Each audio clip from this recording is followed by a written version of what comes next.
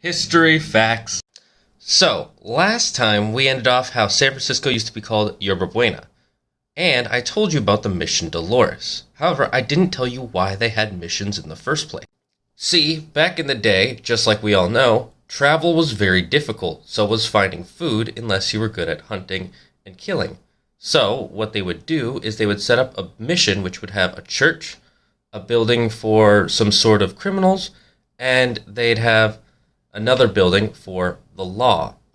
Then, what they would do is, once they built that one, they would walk straight up north along the coast of California, all the way from the southern section, and once the sun would start to set, that's where they would set up the next mission. And they would continue this all the way up to the coast, so if you were starving and hungry and needed a place to sleep, you could end up in a mission, start walking the next day, and by the end of the next day, you would be in the next mission.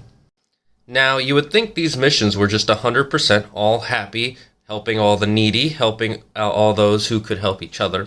But human history always tells us that humans are usually pretty terrible to one another, and they would find the Costanoan Indians. Those are Indians that would live along the coastal waters.